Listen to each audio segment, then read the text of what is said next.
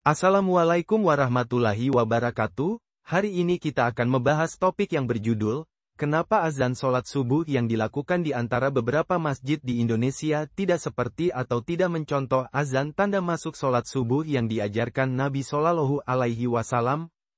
Pembahasan ini akan kita ulas di bawah ini oleh Dr. Arifin S. Siregar. Beliau hanya memiliki sisa penglihatan 30%, sehingga dakwah yang beliau sampaikan dicatat. Namun, terpaksa suara atau vokalnya menggunakan rekaman dari internet. Mohon maaf atas ketidaknyamanan ini.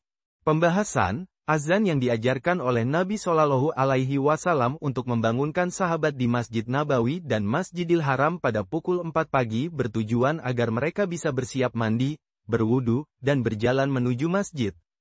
Bunyi atau ungkapan azan tersebut adalah sebagai berikut, Allahu Akbar, 2 kali, Asyhadu an la ilaha illallah, 2 kali, Asyhadu anna Muhammadan Rasulullah, 2 kali, Hayya ala as-salah, 2 kali, Hayya ala al-falah, 2 kali, As-salatu khairun minan nawem, 2 kali, yang artinya lebih baik sholat daripada tidur, Allahu Akbar, 1 kali, dan la ilaha illallah, 1 kali.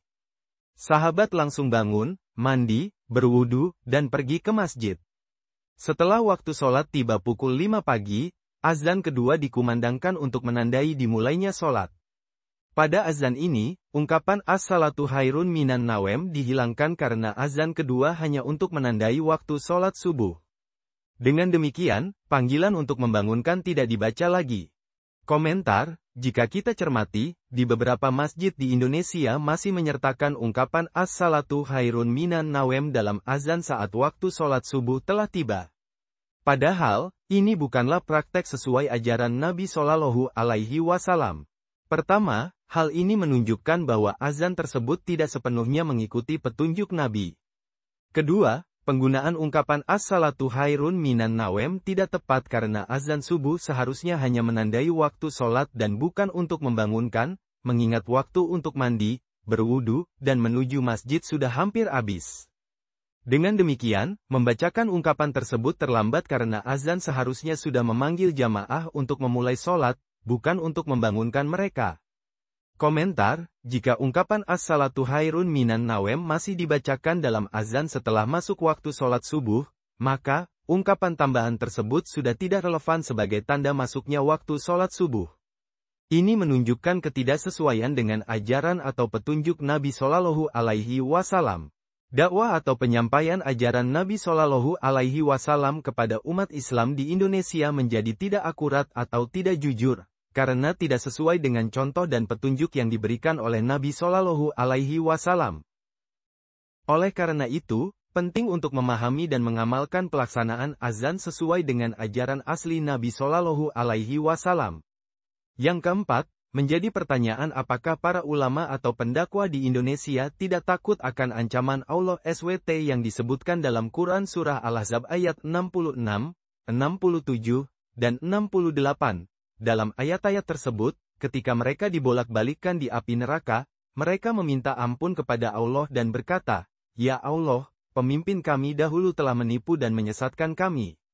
Mohon, ya Allah, berikanlah mereka azab yang pedih, 2 kali lipat." Yang kelima, dalam Quran Surah An-Nisa ayat 59, Allah berfirman, "Apabila kamu berbeda pendapat, maka kembalilah kepada Allah dan Rasul-Nya, jika kamu beriman kepada Allah dan hari akhir." Yang keenam, azan adalah bentuk ibadah, dan tata caranya sepenuhnya merupakan hak prerogatif Nabi Shallallahu Alaihi Wasallam. Oleh karena itu, tata cara azan tidak boleh diubah atau dimodifikasi. Jika tidak sesuai dengan ajaran aslinya, maka Nabi Shallallahu Alaihi Wasallam mengingatkan bahwa hal tersebut dapat dianggap sebagai bid'ah, yang dapat menyesatkan dan membawa kepada azab neraka, hadis riwayat Muslim. Demikianlah pembahasan kita pada topik kali ini. Lebih dan kurangnya saya mohon maaf. Amin ya rabbal alamin. Mohon sejawat, menyebarluaskan dakwah-dakwah ini. Semoga kita mendapat pahala karena telah menyebarkan dakwah ini. Saya akhiri dengan mengucapkan wassalamualaikum warahmatullahi wabarakatuh. Sampai bertemu di video saya selanjutnya. Terima kasih.